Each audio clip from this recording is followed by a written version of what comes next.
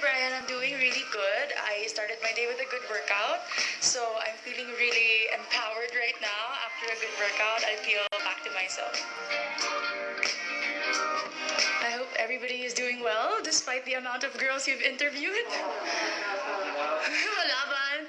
Allow me to introduce myself. I'm Michele Michele Gumabao, and I'm representing Quezon City. So you have 30 seconds to answer each question. Tell us more something about yourself. As everybody knows, I'm a professional athlete, I'm an entrepreneur, I'm an advocate, I'm a motivational speaker. And all of this came from my experiences of being a volleyball player. I've learned so much, I've grown so much, and that is one of my biggest advantages coming into this pageant.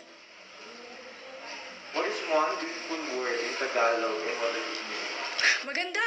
It means beautiful. I love that word because it represents each woman, each Filipina, and it says a lot about our culture. I hope that we all learn to encourage our women and to lift them up, to be confident and to be empowered. What is that one learning experience that you had as a child that made so much impact on you?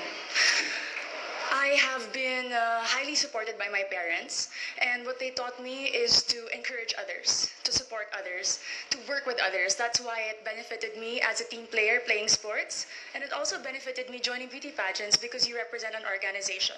Working with them, collaborating with them, and being a spokesperson, you have to know how to encourage other people. That is one of the most valuable lessons that my parents has imparted on me. What about during this pandemic? What is the biggest lesson you learned? One of the greatest lessons during this pandemic, among a lot, is to be generous. I learned how to be generous not only with my words, by checking up on people, but also with my time. I have spent my time putting up an organization called Your 200 Pesos. We were able to serve thousands of families, not only in Metro Manila, but in the nearby provinces. I learned that if more people are generous, then less people will become hungry, less people will struggle, and we will have a more united Philippines. Quezon City, if you win, what do you plan to do more for your community? I have been working a lot for sports. I have been part of different organizations of the government. But if I do win Miss Universe Philippines, I do know that the role is to represent the organization. I'm willing to learn more about the advocacy of Miss Universe Philippines, to work with them, to empower women, and to believe and stand by all the values that they also believe in. What color do you think represents the phenomenal woman?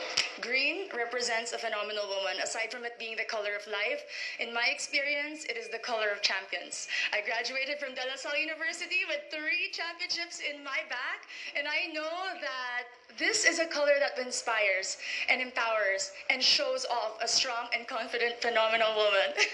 I'm biased. Allow me to be. Okay, so you've been hearing the word working from home nowadays. Yes, po. So what do you think are the skills needed nowadays in what you call the workplace of the future? I work from home as an athlete. We cannot have physical trainings. And one of the most important values that I've learned is to be disciplined. Nobody is watching you. Nobody is telling you what to do. You have to know what it takes to become better, and that is my goal every single day. And it takes so much discipline to wake up in the morning, to set a schedule despite not having physical work and not being able to report to a physical office. It's very important for children, for workers, and for office mates in general. If there is one spot in Quezon City, whether natural or man-made, that you'd like to promote in the world, what would it be? Super dami dire. Quezon City Circle, I must say, it was one of the most popular landmarks of Quezon City. But more than that, it's a place that I've been to ever since I was young. And recently, because of the pageant, I was able to visit and film there, and I've seen how much they preserved it, the culture, the beauty, and you can see so much. The Tomb of Manuel L. Quezon, the Philippine Car Museum, if you haven't visited, is a definite must place to go. there's a campaign because it's called #LoveLocal. Yes, po. So what local products do you want to promote?